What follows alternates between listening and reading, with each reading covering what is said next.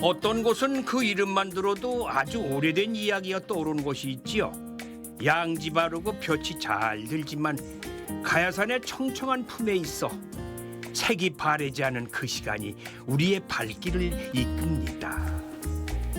안녕하십니까, 최주봉입니다. 저는 지금 경상북도 고령에 와 있습니다. 시청자 여러분, 고령하면 제일 먼저 떠오르는 게 무엇입니까? 예? 대가야 유적지. 좋아요. 또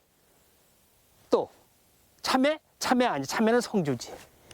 또 딸기? 딸기는 맞아요. 그리고 또 이쪽은 역사 기행. 요것도 맞아요. 예. 근데 실제로 이곳은요, 대가야보다 더 오래된 과거의 흔적들이 남아있는 곳이 바로 고령입니다. 자, 시청자 여러분, 오늘 저와 함께 가야해, 고령 가야해, 고령 가야해. 참. 누구나 알지만은 그 속 깊은 이야기야 다 알까요? 천년 전의 삶과 오늘의 그 시장 통해서 펼쳐지는 삶이 한 공간에 존재한다는 것을 말이죠. 우와! 야, 정말 신기하다. 그 시간의 다리를 건너 고령의 오랜 이야기를 꺼내볼까 합니다. 고령의 역사 여행은 이곳에서 시작된다고 해도 과언이 아닙니다.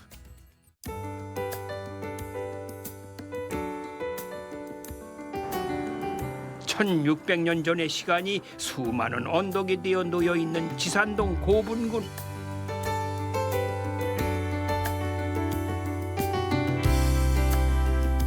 대가야의 최전성기가 이 높은 구릉지 위에 어깨를 쫙 펼치고 있습니다. 반갑습니다. 안녕하십니까. 여기 올라오다 보니까요, 그 앞에 고령 지산리 고분군 세계문화유산 등재 신청이라고 돼 있어요. 신청이 중에 아직은 등재된 게 아니죠, 그죠? 네. 그럼 언제 이게 등재가 됩니까? 2022년 22년. 네, 그때 세계유산으로 등재될 것으로 지금 모두가 기대하고 있습니다. 그렇습니까? 심사 결과를 기다리고 있습니다. 기다리고 있는 중 네. 진행 중이군요. 네, 그럼. 네, 맞습니다. 그럼 여기는 그럼 왕족들만 있는 게 아니죠, 여기는? 예, 대가야 귀족과 왕의 무덤이 대부분인데 대부분. 그런데 이제 일반 백성의 무덤도 곳곳에 있고요. 예. 숨어 있는 무덤까지 합치면 거의 10,000기 이상이나 되는 아주 거대한 고분군입니다. 예. 그래서 가야 고분군 중에서 가장 큰 가장 큰. 고분군이라고 보시면 되겠습니다. 그럼 이게 넓이가 얼마나 돼요, 이게? 꽤큰 넓겠는데? 이 길이가 거의 2.5km 정도 돼요. 길이가. 2.5km 둘레가? 예, 길이가. 길이가? 네네. 이게 걷는 길이가 2.5km. 네, 그럼 정도 꽤 됩니다. 긴 거리예요. 네, 그렇죠. 예. 그래서 이제 지금 초기의 밑에 부분에 보시면 이제 좀 대가야 초기 시대의 왕과 귀족의 무덤이라면 이 능선에 있는 무덤들은 대가야 세력이 가장 컸던 그때 이거 5, 6세기의 무덤, 귀족이나 왕의 무덤이라고 보시면 되겠습니다. 예. 이 대가야가 그 당시 그 왕족 중에서 어느 위치를 차지했던 거예요? 육가야 중에서 육가야 중에. 예, 금강가야가 보통 제일 세력이 컸다고 보시는 분들이 많으세요. 그런데 금강가야가 신라에서 멸망을 하고 그 이후로 대가야가 세력을 넓히면서 거의 562년까지 그 후기 가야의 맹주국으로 활약을 했습니다. 나중에는 이 가야가 신라에 흡수가 되죠? 네, 그렇죠. 마지막에. 네, 네, 그렇게 되는 네, 거죠. 신라에 멸망을 하고 어쩔 수 없이 이 지역도 대가야 군으로 격화되고 격화되고. 네, 그렇게 해서 이 곳곳에 보면 신라 무덤도 있습니다. 신라 무덤도 있어요? 그렇군요. 그럼 이제 올라가시면서 네. 이 고분군 하나하나 좀 설명 좀 해주실래요? 크고 작은 거에 네, 대해서? 그렇게 하겠습니다. 올라가시죠. 예, 네. 예. 아이고.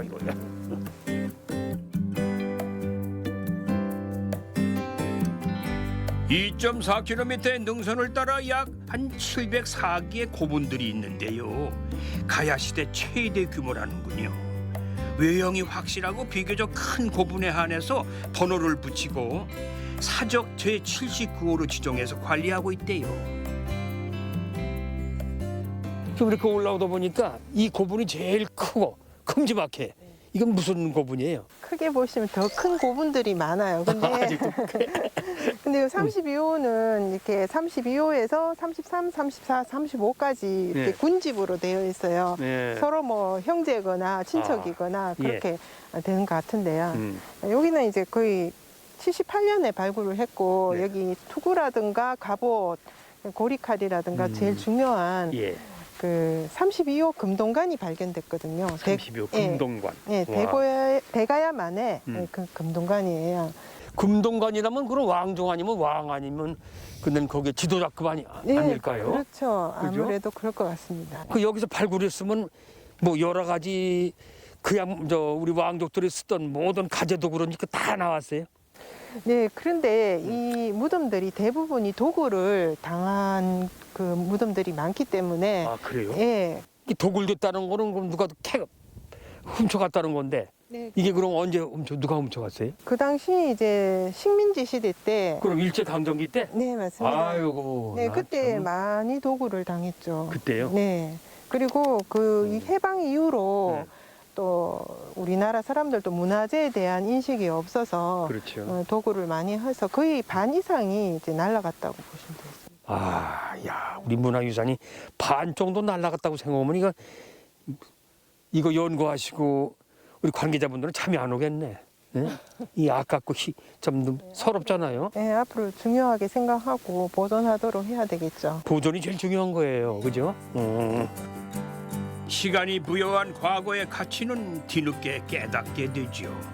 역사의 의미를 잊지 않고자 고령 야행이라는 역사 트레킹 행사도 열립니다.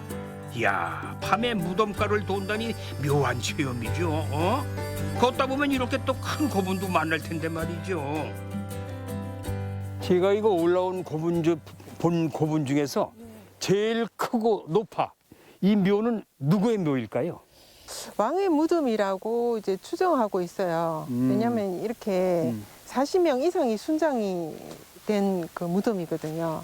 1977년도에 이것을 발굴했을 때 그 안에는 거의 32개의 석곽 안에 한 사람씩 또는 두 사람씩 인골, 사람 뼈가 발견됐었거든요. 아, 그래요? 네, 그래서 학자들이 추정해 보니 40명 이상이나 순장이 되었다고 해요. 40명 이상. 네, 그러니까 거의 왕급이라고 보시면 되겠죠. 그때는 또 순장 문화가 또 아주 네.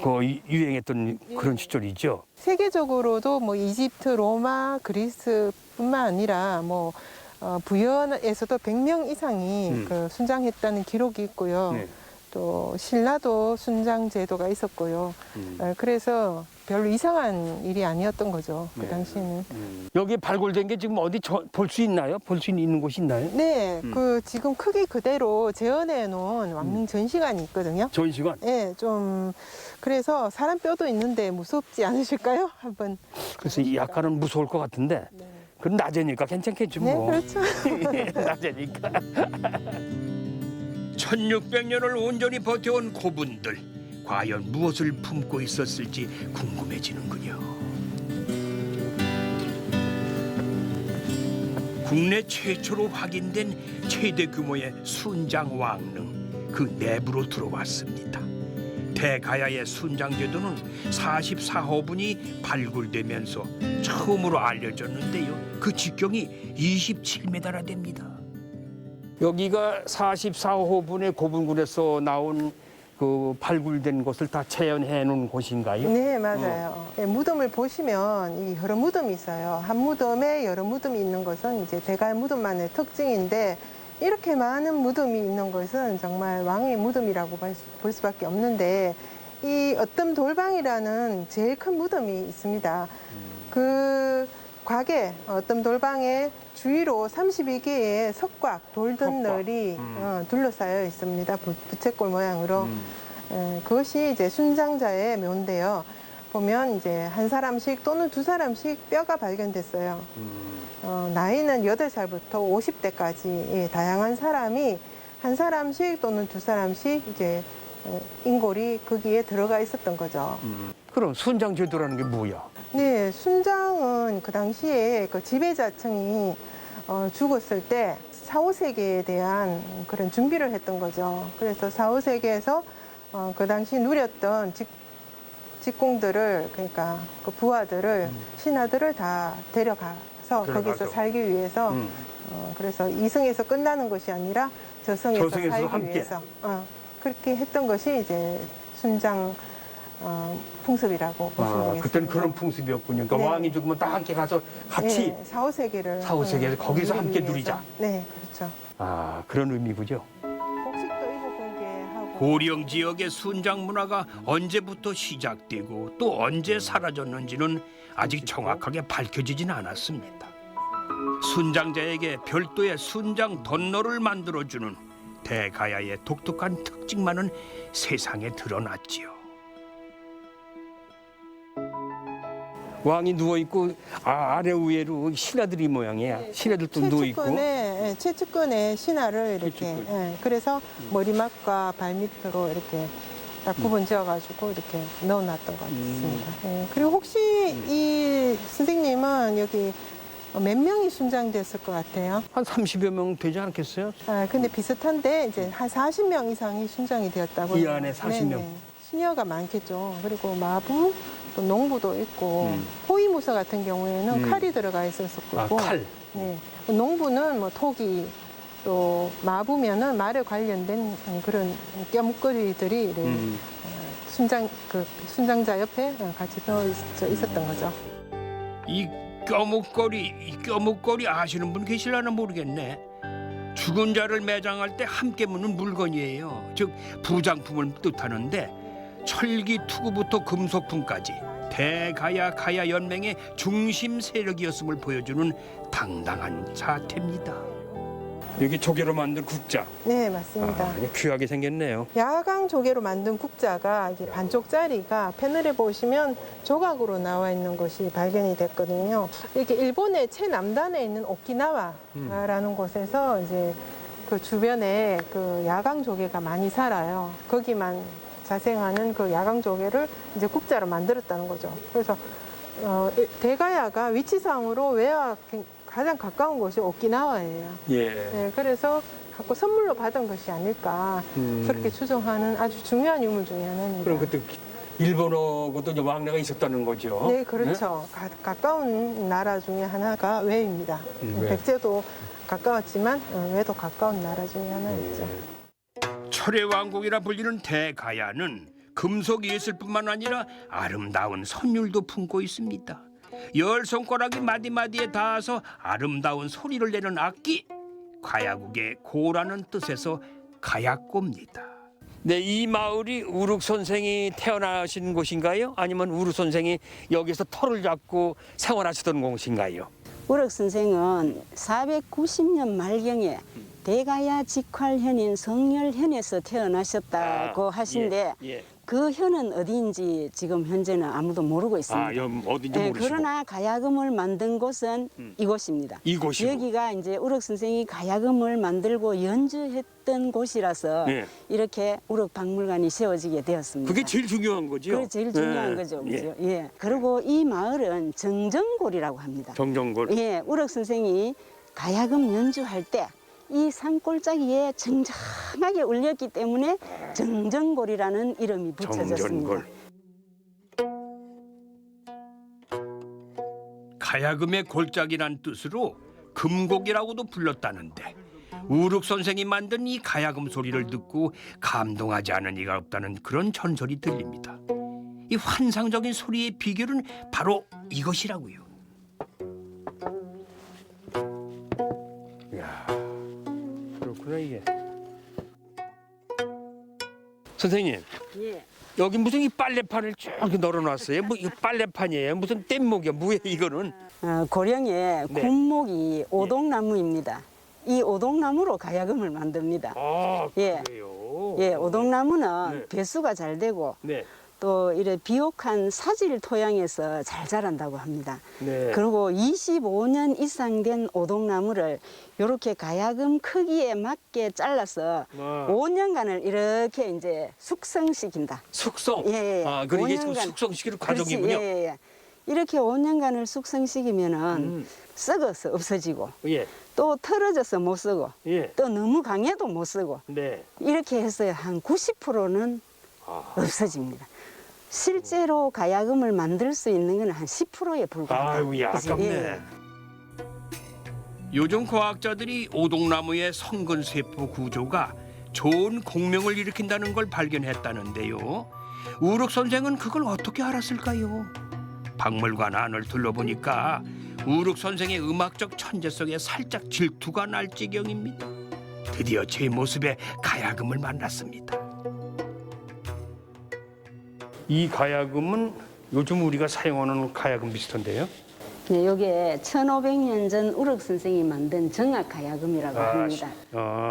직접 만드셨군. 정악 가야금은 바른 음악이라는 뜻이며 풍류 가야금이라고도 합니다. 이 정악 가야금은 궁중음악, 네. 선비들의 풍류 계통의 음악을 연주합니다. 그런데 비교적 느리고 굉장히 음색이 부드럽고 네. 깊은 울림 소리가 납니다. 예. 부드럽고 깊은 울림이 예, 나온다. 이 가야금의 이판이 둥그스름한 이 모습은 하늘을 상징했다. 예. 그리고 밑판이 보면은 네모지게 팽팽하다, 그지? 네. 그거는 땅을 뜻했다는 뜻이고 가운데 공간이 있습니다. 네. 그 공간은 천지와 사방을 나타냈다. 그런 의미가 있고 이 12줄 얹어져 있는 것은 1년 12달을 의미했다는 그런 뜻이 있습니다. 그런 이제 음양 오행적인 이런 의미가 있습니다. 대가야의 우주관이 담겨 있다는 가야금. 가실왕은 대가야에 속한 여러 나라들의 말이 서로 달라서 이를 통일하기 위해 가야금과 12곡의 연주곡을 주문했다고 합니다. 가야금은 조화와 균형의 선율이었던 셈이지요. 우리도 우륵 후세니까 그 흥을 한번 살려볼까요? 초보자들한테는 어떤 노래가 연주할 수 있을까? 제일 쉬울까요? 초보자들인 데서는 이제 제일 쉽게 이제 첫 번째 뜯는다. 아까 뜯는다. 뜯는다. 예, 뜯는다. 하지. 이렇게 한번 뜯어보십시오.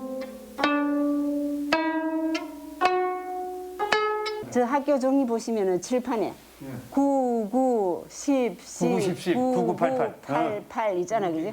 요렇게 뜯으면은 뜯기만 하세요. 뜯기만. 뜯기 뜯다면은 9, 9. 오른손으로 줄을 뜯거나 튕기고 왼손으로는 줄을 눌러가지고 농호하라, 울림을 주라. 뭐 이 정도면 잘하는 거 아니에요? 9, 8, 8, 7. 7. 그렇지. 선생님 합주 한번 해볼까요? 예. 시작. 9, 8, 8, 9, 8, 8, 7, 7, 9, 10, 10, 9, 8, 8, 9, 8, 7, 8, 6. 마지막에 다 했어. 그런데 이거는 보니까요. 어린이들이 오면 쉽게 따라할 수 있을 것 같아요. 예, 가족 체험 프로를 굉장히 그렇죠. 많이 합니다. 그래서 이런 체험을 통해서 아이들의 그 교육적인 이 가치가 높아지고 아름다운 선율에 푹 빠지는 사람들도 있고. 예.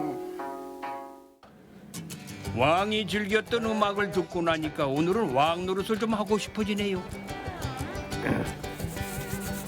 와, 상도 많이 타셨네. 야, 음식이 맛있긴 맛있는 모양이다 아주. 별의별 거 다 있네 여기도 그냥. 사장님이시구나. 어서 오세요. 반갑습니다. 예, 전한성입니다. 반갑습니다. 예. 제가 알기에는 여기가 뭐 임금님 드시던 밥상을 차림이 좋다고 그래서 일부러 왔는데 맞긴 맞아요? 예, 옛날 대가야 시대 예. 왕들이 드셨던 걸 지금 현대인들 입에 맞게끔 재조명해가지고 저희들 판매하고 있습니다. 그렇습니까? 야, 제가 듣기에는 말이죠. 네네. 이거 뭐 보니까 뭐 진찬이라고 써놨어. 예. 진찬이라는 뜻이 뭐야? 진수성찬 줄임말 진찬인데 예, 말 진수성찬. 그대로 이제 네. 진상입니다. 그 대가야 시대 어른들 왕들께서 드셨던 진상. 음식. 임금님이 드셨던 왕들이 드셨던 진상 예. 상이다. 그래서 나도 그 밥상을 한 상치 항상 받으러 예, 왔거든요. 준비하고 있습니다. 한번 잘 오셨습니다. 안내 좀 해주세요. 예. 예. 왕들의 입맛을 사로잡은 음식이라면 뭐 최고의 한식이겠지요. 고소한 냄새가 마음의 가야금을 퉁퉁 울립니다. 그리요. 16가지 이상의 별미가 푸짐하게 차려졌습니다. 고령하면 빠질 수 없는 게 또 요 한우죠, 한우. 각종 채소들이 한눈에 쏙 봐도 합격입니다. 제가 금년 들어와서 네. 이런 상은 처음 받아봐요. 이야, 이게 종류가 한 10대까지 되는 것 같아요. 요게 대가야 진찬을 만들게 된 계기는 예.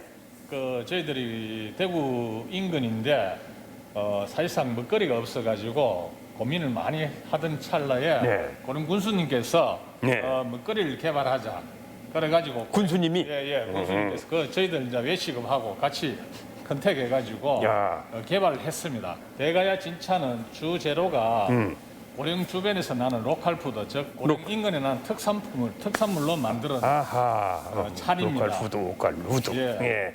뭐 거기가 고령에서 다 나는 건데 네. 혹시 선생님 고령 특산물로 만드는 거 종류가 여기 한 5종류가 있는데 5종류. 예 어느 것인지 뭐 알 수 있겠습니까? 뭐 딱 맞출 수 있을 것 같은데. 예. 일단은 한우, 네. 고기 같아. 예예 예. 그리고 뭐 육회는 다 한우 똑같은 거고 그렇죠. 육회. 고기 종류. 예. 요것도 연근도 아마 혹시 고령가니까. 예 맞습니다. 맞죠? 예. 그다음 뭐 이거지 뭐 야채. 이거 아닐까? 아니요 뭐예요? 개진 감자 요건 감자입니다 감자. 아. 개진이 그거는 감자. 토질이 사질이라 가지고 예. 모래 성분이 많아 가지고 아, 그래요? 예 감자가 분이 많고 엄청 맛있습니다. 오. 예, 그리고 하나 더 말씀드리자면은 딸기 지금 한참 아. 지금 나오고 있습니다. 고령 딸기. 예, 전국적으로 당도가 좋아가 유명합니다. 감자 연근에다가 딸기, 부추, 한우까지 여봐라.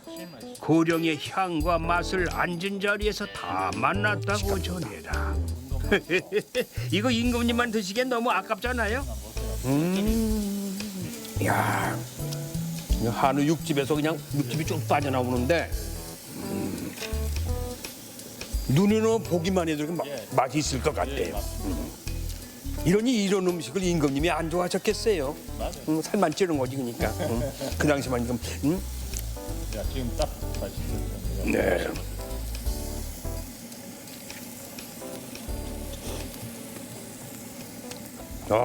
맛이 어떻습니까? 아이고 녹네 녹아. 그렇죠. 야, 역시 고령 한우 좋군요. 네.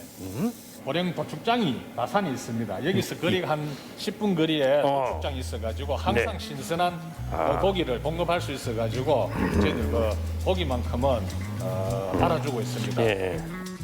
전국 각지에서도 찾을 만큼 유명한 축산물 공판장이 있다는데요. 우수한 암소도 가장 많이 유통된다고 하네요. 이 신선한 과일과 채소도 지천에 있으니까 고령은 참 풍요롭습니다. 그리요. 대표님, 네. 나는 고령에 와서 네. 대가야의 왕이 된 그런 기분이에요. 당연하죠. 진수 성찬에다가 이거는 원래 그 대가야 시대 왕들이 드셨던 거기 때문에 그래서 이름도 대가야 진찬인데 오늘 선생님께서 왕이 되신 겁니다. 축하드리겠습니다. 고맙습니다. 이렇게 음식도 대접받아 먹어야 된다. 왕처럼 먹어야지.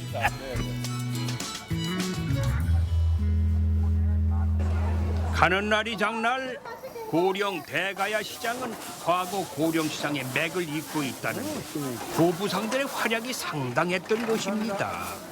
대가야 하면은 철의 왕국이라 불렸던 곳이죠. 물론 그 시절 그때는 역사 속으로 흘러갔지만요. 그런데 아직도요. 이곳에서는 조그만 철 하나 가지고도 갈고 닦고 두드려 가지고 연장을 만드는 대장간의 매질 소리가 저 멀리에서 들려오는 것만 같습니다. 자, 저는 그럼 이 고령 대가야 시장 속으로 한번 들어가 보겠습니다. 귀한 물건들을 구경하는 재미. 그 고구마 한번 씨알 한번 굴다. 에? 고령장에 오면 이건 한번 꼭 먹어봐야 됩니다. 그 유명한 소굴의 요리. 인심 한번 좋습니다. 그래요. 예. 하도 먹음직스러면서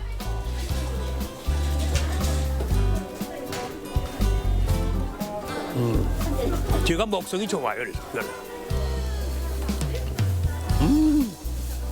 요즘 젊은 사람들은 이 소구레라고 하는 단어를 몰라요. 이게 소 껍데기거든요. 돼지 껍데기보다 훨씬 맛이 좋아. 소구레.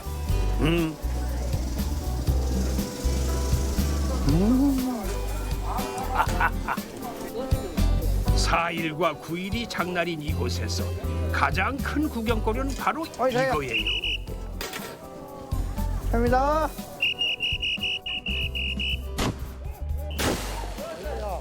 우와! 우와! 우와! 예. 우와. 야, 딱딱거려. 와! 담소가 있어.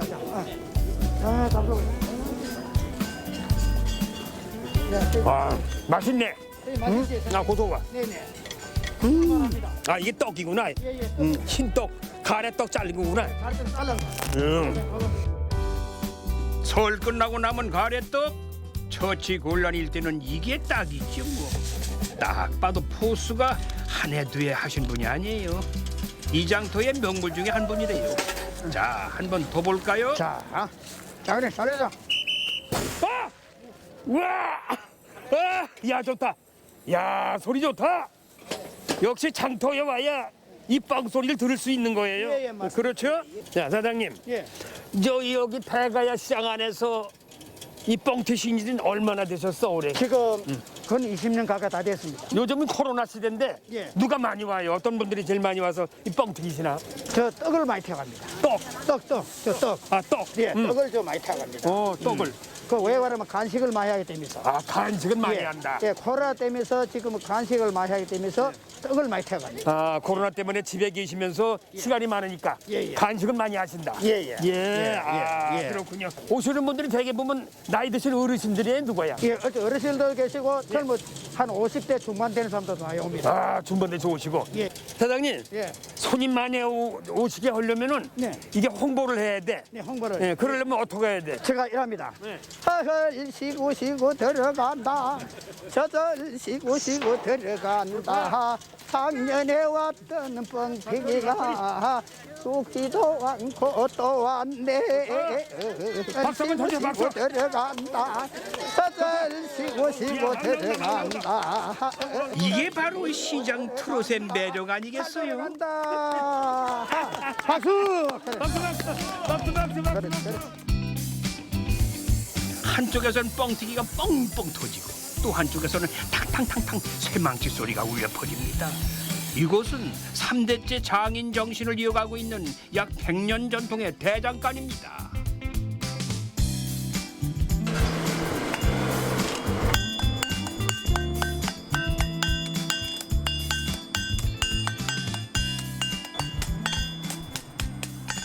안녕하세요. 반갑습니다. 와, 바쁘신데 죄송해요. 아유, 괜찮습니다. 한참 작업 하시고 계신데. 예, 지금 뭘 만들고 계셨어요? 지금 이제 낫. 낫. 예. 아, 낫. 예, 예, 와, 낫을 예. 몇 번이나 두드려서 만들어야 이게 제대로 되는 거예요. 한 1000번 이상은 두드려야 되죠. 그럼 이 낫 하나 만들고 1000번을 두드려야 돼? 예, 예. 대장 일을 다 해보셨어? 처음에는 직장을 다녔죠. 그럼 직장 다니시다 그만두시고 이거 하신 거야? 예. 아니 왜 아버지가 그 대를 이어받기 위해서? 아버지는 이제 이 대장간을 할아버지 때도 이어받아 왔기 때문에 이걸 손 놓기가 상당히 이래요. 아 이거 어려워. 예. 얼마나 힘들어 손 놓기가. 아버지는 어깨하고 힘줄이 다 끊어진 상태에도 이 대장간을 하고 있었으니까 아이고. 그래 뭐 아버지는 손 놓기 힘들고 네. 진짜 제가 그래 일단 아버지한테 제가 그러면 한번 하겠습니다. 예. 이래 돼가 이제 제가 이어받게 된 거죠.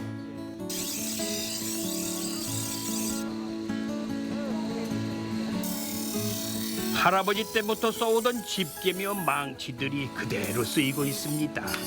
대가야 찰기장인의 역사가 이렇게 이어지고 있었구만요.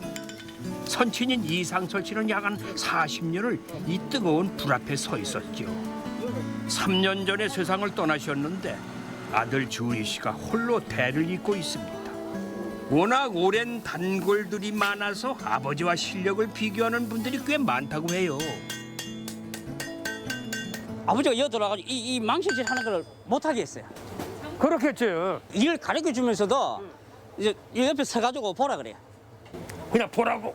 예, 그러니까 이 망치 두드리는 소리 그리고 눈으로 보고 쇠가 늘어나는 걸 보고 아 늘어나는 걸 보고.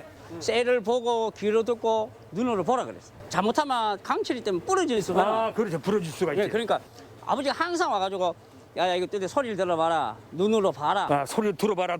들어봐라. 예, 들어보고 눈으로 봐라. 눈으로 봐라. 예, 예. 때려봐라.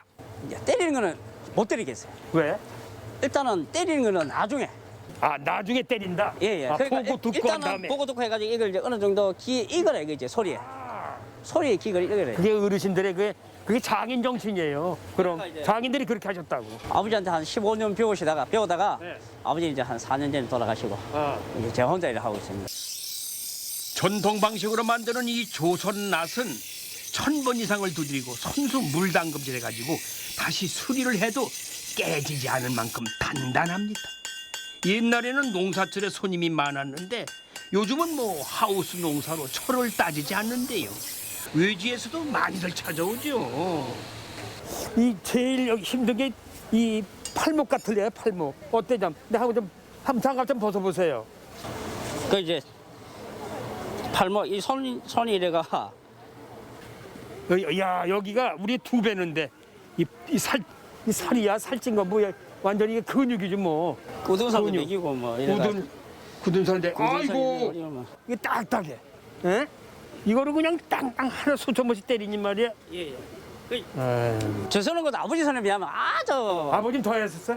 엄청나지. 그때 아버지 사진을 찍어 놓아야 되는 건데. 아버지는 60년 가까이 해나니까 이 굳은 살이 막 손은 정말로 이 손가락 한 9개 어마어마했습니다. 아니 그렇게 다 손이 아프고 굳은 살 베기는데도 힘든 일이 없어요? 힘든 적이 있을 텐데. 많지요. 아침 일어나면 이제 저도 모르게 이제 아이고. 그렇지. 예, 그리고 손 이게 이제 아침 일어나면 망치질을 많이 하면은 예, 이게 잘 안 펴질 텐데. 아구가 안 나오지. 아구가 잘 안 돼. 예, 그래 이제 이래 좀 주물리고 하면 이제 손이 이제 몇 번 하고 나면 돼요. 안 그러면 이게 잘 안 되고.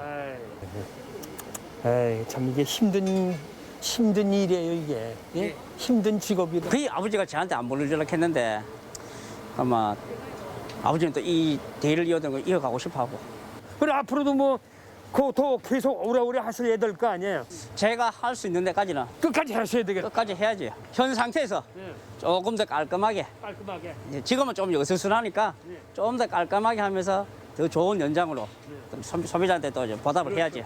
100년을 이어온 가업인데 이게 뭐 함부로 이게 어느 날 쓰러질 게 아니잖아. 중도에 포기하지 마세요. 예, 사장님 감사합니다. 예, 감사합니다.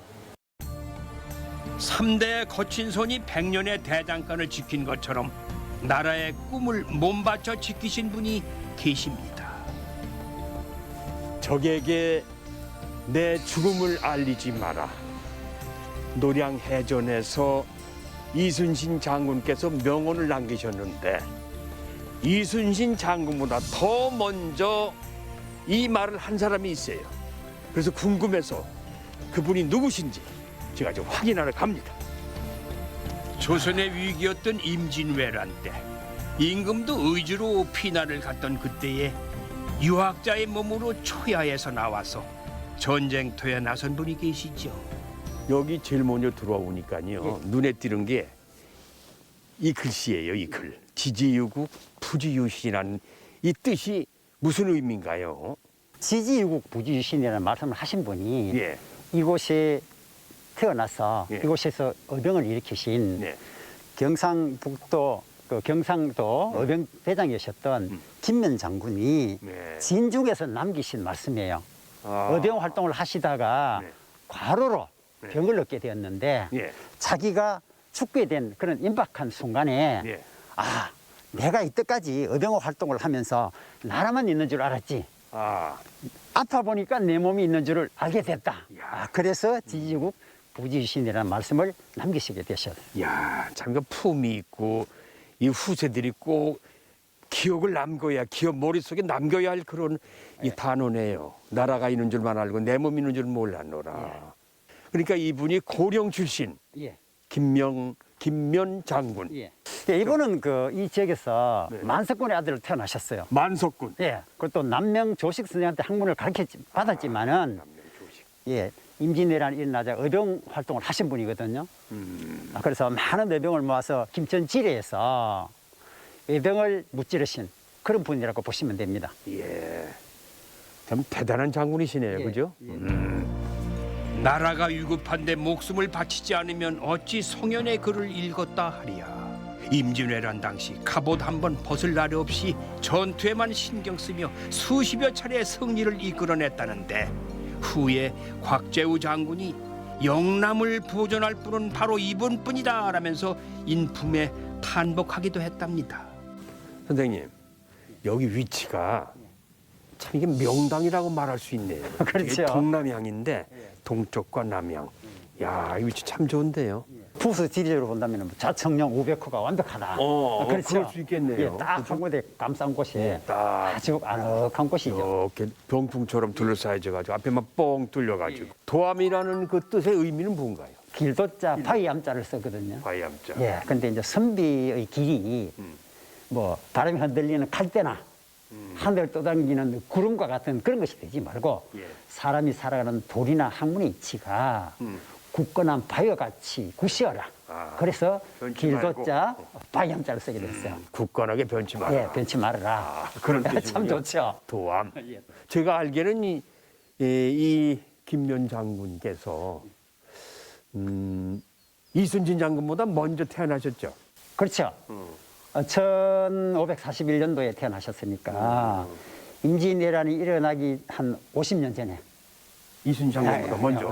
태어나기 전에 이제 이곳에 태어나셨는데 이제 이분이 그 진중에서 죽기 직전에 네. 자기 동생 회를 불러요. 김회를 불러서 지금 현재 우리가 김천에서 이 중요한 전투를 벌이고 있는 중인데 만약에 내가 죽게 된다면은 우리 의병들의 사기도 떨어질 것이고 반대로 외놈들의 사기는 올라갈 것이 아니냐.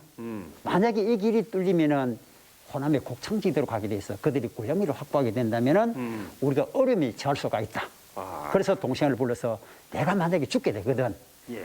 네가 나를 대신해서 지휘를 하고 내가 죽었다는 말을 절대 하지 말라. 그래서 나의 죽음을 적에게 알리지 말라라는 말씀을 하신 분이에요. 나의 죽음을 적에게 알리지 마라. 이게 이순신 장군의 명언이라고 우리는 알고 있는데. 그렇죠. 그럼 이순신 장군보다 먼저 저 김면 장군이 말씀을 하신 거네. 어떻게 보면 원조라고 볼 수가 있죠. 그렇군요. 예. 의병 도대장에서 병마 절도사가 되어 관군과 의군까지 통솔했던 김면 장군. 후세들에 의해 복원된 김면 장군의 유적지에는 장군이 잠들어 있는 묘도 함께 있습니다. 저 산묘가 김면 장군의 묘죠? 예. 예. 이 묘가 원래 이 자리에 있었던 건 아니고 김천서 돌아가셨거든요. 그 예. 계영 전투장에서.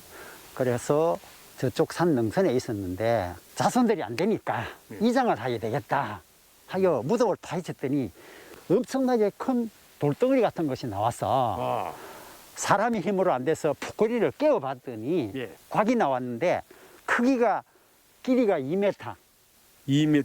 폭이 120, 예. 높이가 85cm, 어이구. 두께가 8cm. 예. 이래 되는 엄청나게 큰 곽이 나왔어요. 소나무로 만났는데 뚜껑을 열어봤더니 옷나무칠을 한 김면 장군의 관이 있었어요. 관이 그 안에 들어있다. 예, 관이 있었어요. 그 관을 씌운 그럼 덮개내기에. 예, 덮개죠. 이중각을 했다는 이중. 거죠. 예, 그래서 그분의 유해와 그분의 부인을 이곳에 합장한 합장묘입니다. 합장묘. 애국자의 생애가 적힌 신도비 앞에서 가만히 충정의 흔적을 바라봅니다.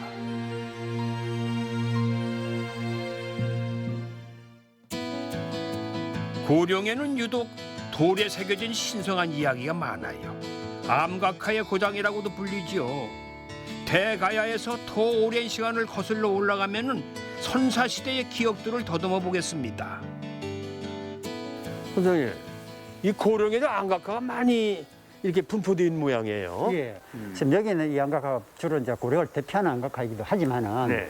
산당리에 가면은 우리나라에서 별자리 안각화로서는 가장 큰 규모가 있는데 네. 약 30평의 큰 너럭바위에 600개나 뚫려 있어요. 600개? 예, 600개. 별자리 그 크기대로 밝기대로 했는데 그 가장자리 왼쪽에 보면은 유판이 있어요. 유판. 윷놀이 하는 유판. 유판이. 예, 유판이 있는데 옛날에 달력이 없었지 않습니까? 그렇죠. 근데 그때 농경사회에서 10분의 시기가 가장 중요하다. 네. 그래서 유탄의 한가운데 있는 별은 북극성이고 네. 북극성을 중심으로 돌아가는 북두칠성의 위치를 그려서 유판을 만들었대요. 그리고 그 유판이 지금 내려오는 그 유판하고 똑같습니다. 아, 똑같아요? 예, 엄청 많습니다. 그래서 그게 있음으로 해서 그렇군요. 그 시대 사람들이 여기에 농경 사회가 있었고 많은 사람이 살게 됐다는 의미를 뜻해요. 그럼 그 시절에 이게 청동기 시대인데. 그렇죠. 청동기 수천 년 내. 예, 예, 2, 3천 수천 년 년 됐죠. 그렇죠. 그 이제 청동기 후기에서 초기 철기로 내려오면서 네. 안각화가 많이 만들어졌는데 예. 여기 있는 이 안각화가 고령을 대표하는 보물 605호 안각화입니다. 알터라고 불리며 가야산에서 발현된 두 줄기의 물이 합류했던 이곳. 당시에는 물이 부딪혀 돌아나가던 영험한 곳이자 두려움을 느끼던 곳이었다고 하는데요. 석유. 가야산 산신에게 그들은 과연 무엇을 기원했던 것일까요? 이 바위면에는 네. 여러 가지 그림이 있는데 네. 레이저로 최근에 조사를 해보니까 총 57개의 무늬가 있대요. 이 안에 예. 지금 잘 보이지 않죠?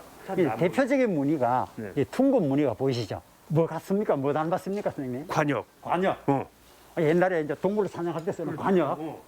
그 당시에 사람들은 어떤 생각을 했냐면은 비가 오기 전이나 하면은 해나 달에 그 해물이 단무리가 쓰기도 하고. 아, 물이. 예, 해물이가 동그랗게 쓰기도 하고. 또 강가에서 돌을 물에 던지면 일어나는 파문. 쭉 번져가는 파문. 그러니까 넓은 영토의 어떤 확장. 예. 이런 걸 의미하기도 하고요. 아주 깊은 뜻이 새겨져 있습니다. 그 다음에 그려진 모습이 이거예요. 소 아까 앞 모양 같기도 하고 좀 예. 머리 모양 같기도. 소의 머리인지 아니면 신의 모습인지 학자들이 겨내가 보면은 이 바위면에 새긴 이 그림은 신의 모습을 그렸을 것이다. 아, 신의 모습. 신을 아무도 본 사람이 없다. 그러니까 신의 모습을 그렸는데 혹은 지모신, 그 땅을 다스리는 지모신. 그래서 농경사에서 가장 필요한 게 태양과 땅이다. 그래서 태양과 지모신을 그려놓고 이곳에서 제의를 지내는 장소였을 것이다 라고 생각을 하고 있어요. 제를 지내던 곳. 예, 예. 아, 여기는 어린이들이나 아이들한테 배움을 주는 교육의 장으로도 충분히 활용할 수 있어요. 예, 그렇죠. 이게 뭐 본다면은 지금 우리는 너무 21세기에 살면서 너무 과학적인 기계적인 어떤 문명에 그렇죠. 취해 있죠. 근데 이게 3, 4천 년 전 사람들이 남긴 유일한 어떤 그 형상이라면은 지금의 젊은이들한테 그 시대 사람들이 어떤 생각, 어떤 철학을 갖고 있었는지를 보여줄 수 있는 아주 귀한 교육의 장이기도 합니다. 맞아요.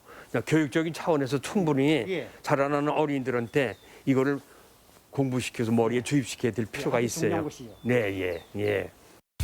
이맘때쯤이 고령에서 가장 큰 농사는 바로 딸기 농사예요. 안녕하세요. 귀농 후에 1995년부터 딸기 농사를 시작했다는 체험 농장을 찾았습니다. 고령 여행에서 이 싱싱한 놈을 놓칠 수가 없죠. 딸기밭에 들어오니까요, 이 딸기 향이 와 코를 팍 찌르면서 갑작스럽게 이 침샘이 돌아 먹고 싶어가지고 이 딸기를 보니까 와 딸기 맛을 봐야지 또. 야, 정말 싱싱하네요. 예, 예. 현지에서 따가지고 지금 먹으니까 그리고 딸기즙이 아주 흠뻑 나오네. 응? 아, 그리고 딸기 맛이 깊어. 응?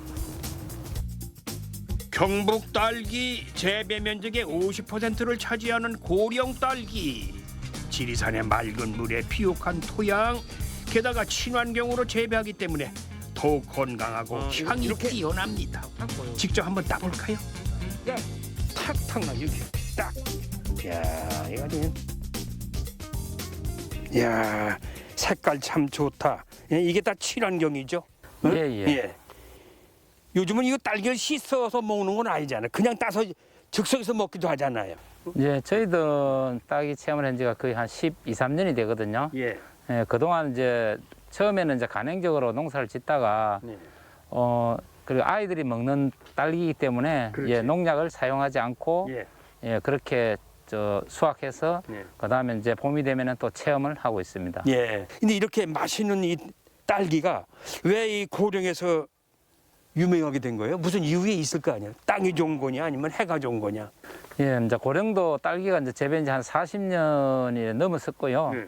예, 40년 동안에 그래도 계속 이렇게 또 농가가 뭐 줄지도 않고 이렇게 하는 것은 환경이나 이런 게 하면 딸기하고 가장 잘 적합한 것 같아요.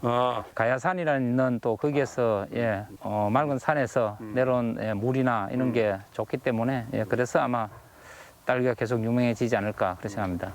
이 딸기를 생으로 먹는 것도 좋지만은 또 다른 방법으로 먹을 수 있는 방법도 있어요?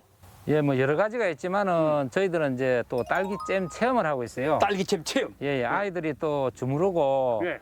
이렇게 적고 딸기잼이 되는 과정을 보면 너무 좋아합니다. 예. 그래서 저희들이 이 딸기 따는 체험도 저 인기가 있지만은 또 딸기잼 만드는 체험도 상당히 인기가 좋습니다.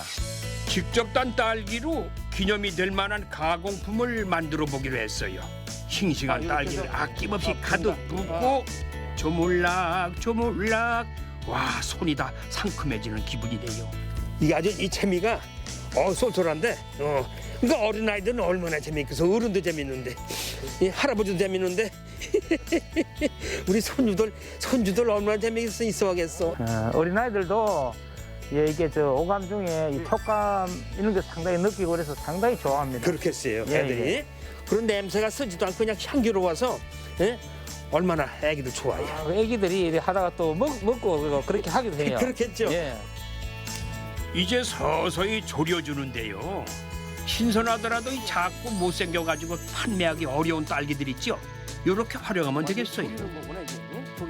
저 딸기를 잼을 만들 때는 이제 딸기를 넣고 주무르고 그다음에 이렇게 수분을 다 날리고 나서 그 쉽게 이제 졸인다 그죠, 그죠? 졸이고 나서 그다음에 이제 설탕을 넣고 그다음에 조금 끓여주고 그다음에 불을 끄면은 설탕도 타지 않고 맛있는 잼이 됩니다. 설탕을 적절히 조절할 수 있어가지고 건강하게 먹을 수 있고 소위 말해 한 번 맛보면 딴 건 못 먹어요. 또 내 손으로 만든 건 무조건 맛있죠 뭐. 얘들아 맛 좀 봐. 이게 맛을 봐야 되거든. 이게 잘 안 됐으면은 뜨거. 좋아. 이 손가락 맛이 이게 기가 막히네. 숟갈로 먹는 것보다 이 손가락 맛. 옛날에는요 어른들이 맛볼 때 손가락, 애기 손가락. 그렇죠. 새끼 손가락. 아 좋은데요.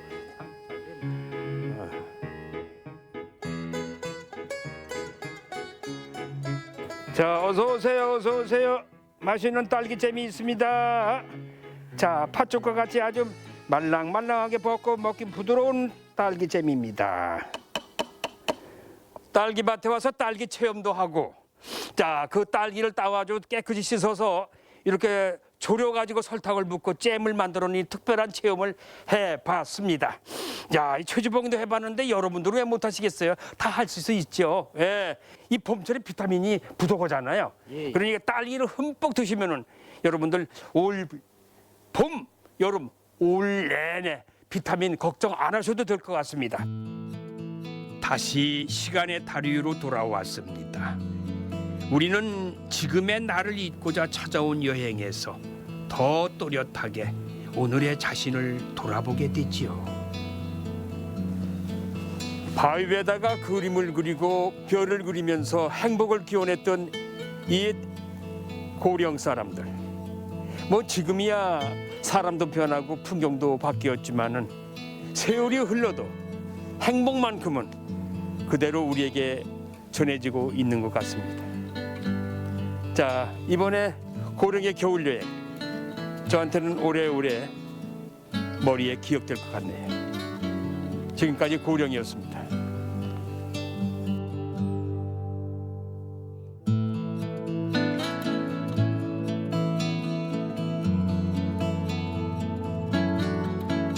삶이 펼쳐졌던 시간은 저각기 다르지만은 뜨겁게 채워진 열정의 농도만은 다르지 않았던 고령인들의 삶.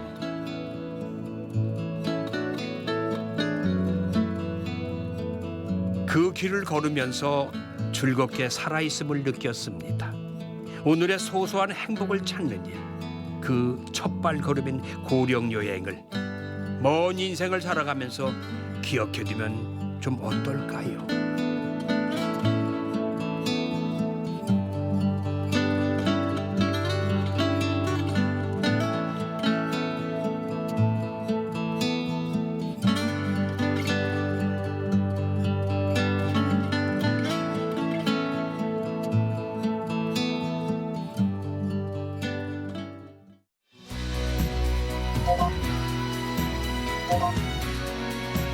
네.